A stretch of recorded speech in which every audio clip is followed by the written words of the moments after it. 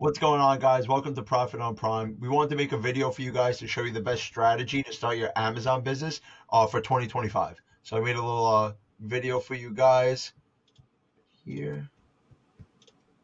All right. So how to start your Amazon business in 2025, the best approach. There's a bunch of different avenues for you guys to go down.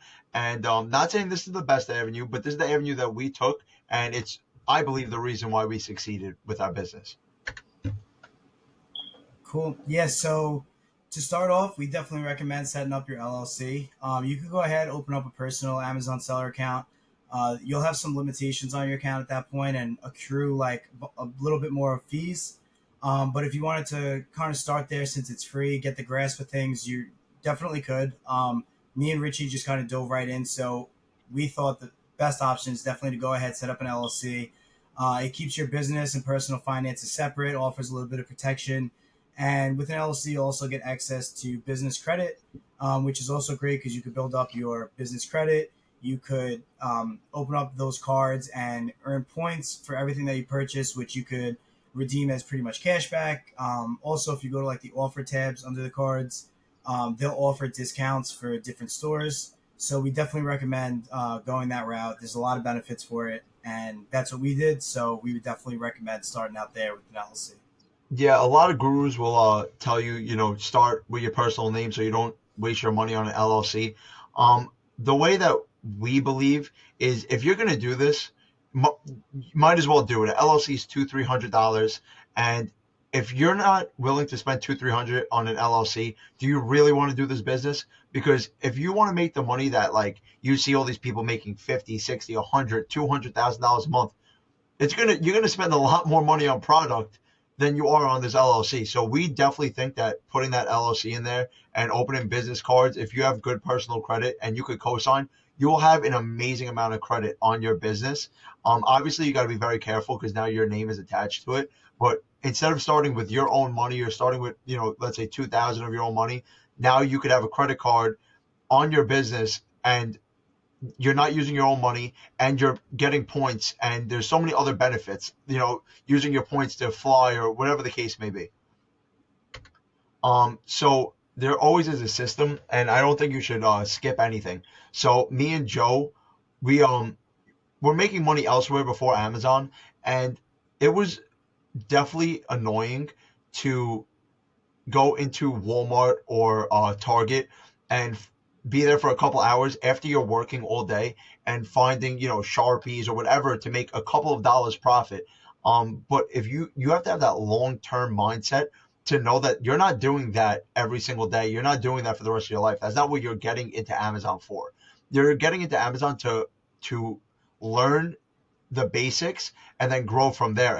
And honestly, retail arbitrage is the basic. You have to test the waters, but limit your risk. The whole thing about Amazon is limiting your risk and testing the waters with cheaper products. Because if you want to learn, and you're going to learn by buying products that don't sell, you want to limit that risk and have the cheapest amount of products. It's also good because it's just like any other business. When you start at the bottom, you learn the systems in place from the bottom. You build yourself a good foundation, and you work your way up from there. So when you start with RA, you get to go out there and you're walking around the stores with your Seller Amp app or whatever program you decide to use, and you're scanning products. You're seeing the business from the bottom up. The other great thing about RA too, obviously, you get to bring the products home that day, and whether you decide to FBA or FBM them is up to you. In Especially for your first couple of orders, though, I think it's a great idea to FBM them because it's a much faster turnaround. So you could go to the store that day, go home, and have your products live. And if you found great products, you could sell out within a day or a couple of days. And right off your first order, you have your money back in, at that first Yeah, payout. that's a So great it's point. definitely a quick learnaround. You'll learn the process much quicker. And then you'll gain that confidence quicker because you'll see that turnaround. You'll see your product selling faster and faster. And if you did make a bad purchase in the beginning, if it was a wholesale order or an OA order and it took too long, you may not be able to return it.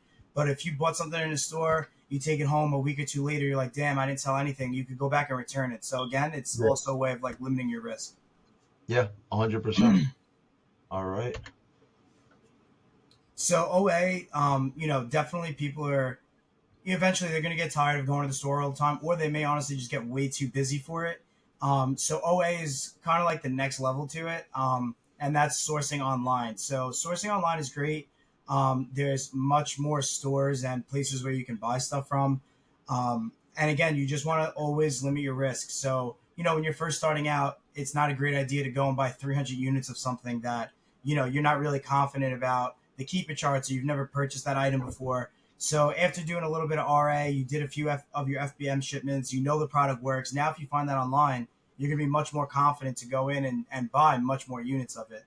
Um, and then what's also cool with online is there's a bunch of extensions you can download for like Chrome or Safari, and you get cash back, which you could get a whole bunch of extra money. I think they pay out like every quarter, or some of them you could take payouts from it whenever.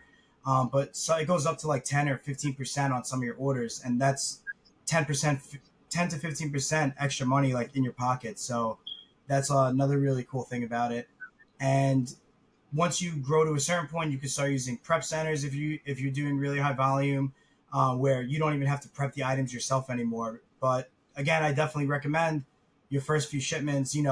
Throw those FNSKU labels on yourself and package them up, send them into Amazon again, just so you're learning the business from the ground up. Yeah, and don't like take this and think that you're doing RA, then you have to stop and you do OA. Like there's Yeah. people that scale RA Yep. heavy. There's people that scale OA heavy and never get into wholesale, private label, nothing. It's whatever you love. Your business is whatever you make it.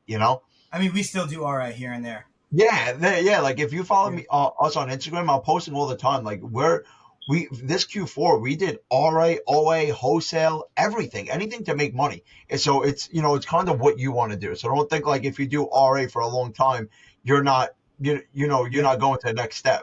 Some people really scale just RA and do crazy, crazy volume with just RA. Yeah. All right. So what me and Joe did after RA and OA, just like I said, we still do retail arbitrage and online arbitrage. But when we decided to come together and make a business for Amazon, we decided we're going to do wholesale, and the benefits from wholesale is kind of what attracted us. Not always finding products, not always being in the hustle. It's more of hustling as hard as you can, making those relationships and making those purchase orders, and then kind of sitting back and watching it grow while working on other things. So that's kind of where we wanted our business to be. And wholesale is amazing. Just like I said, it is extremely hard. And that's why you do not do wholesale until you've been doing retail arbitrage or online arbitrage for a while. Because, like I said, the biggest thing with Amazon is limiting your risk. If that is not instilled in your head, you will lose a lot of money. So you have to be extremely confident in buying products when you do wholesale because there is no return policy. You know? Yeah, that's the other thing So, too. Like you go online and you order stuff and you spend a few hundred or a few $1,000s. In the beginning, even that could hurt, and be stuck with a credit card bill if you do things the wrong way. But if you didn't learn everything from the ground up and you jump into wholesale and you're like, oh, this product looks great, I'm going to drop 20K on it or whatever. If that yeah, doesn't sell, I mean, they're not taking 30K back of a certain product. So, um, no. at least like I know we've done it, and I know a few other people did it. Is after you've been doing this for a while and you know what does sell good or not, try to wholesale that item. So now instead of having to do repeat orders on OA, if you're able to find that item wholesale, you could call and just do one bulk order of that, and it kind of automates the process a little bit more. Yeah, 100%. So the key takeaways here is start an LLC, um, get business credit. We believe that's the way to go because if you want to start this business, I don't believe you should save $200-300 on an LLC. I think you should start with an LLC, and if you have good credit, co-sign on a business credit card and try to get a bunch of credit as possible because like when we started with like $25,000 in credit when we literally had like $1,000. So that made us scale 10 times quicker. Yeah, Begin with RA, progress to OA, transition to wholesale. Yeah, so exactly like you were saying, Joe. Take it away. yeah, no, definitely. I was just gonna say exactly that. When you as you progress, also the other good thing is you're gaining confidence and confidence, which that alone is gonna make your numbers go up because you could walk into a store tomorrow, and if you're not really sure what you're doing, you could walk past a home run product and be like, I don't really know. But if you start scanning, you see things that sell well. You'll also find things that you bought that didn't sell well. And as you compare them and you learn how to use the programs better, you learn what sells better, what doesn't, your confidence is going to go up. And then the next time you find a good product, you're going to buy more and more and more of it. So I personally liked the progression of RA, then starting to do OA, then stepping into wholesale.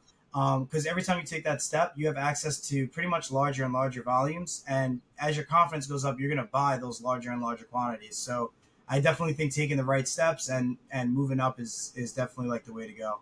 And me and Joe are the most impatient people before Amazon. So we had to teach ourselves that you have to be patient when looking and sourcing products because you will buy something that you shouldn't have bought because you were getting impatient. It's happened to everybody. Yep. So take it slow, minimize your risk, and perfect your strategy. Start with an LLC, business credit. If you have any questions, if we didn't cover anything, please comment down below or DM me on Instagram. I'll be happy to answer you. We appreciate it, and we hope that you start Amazon for 2025. Have a good one, guys.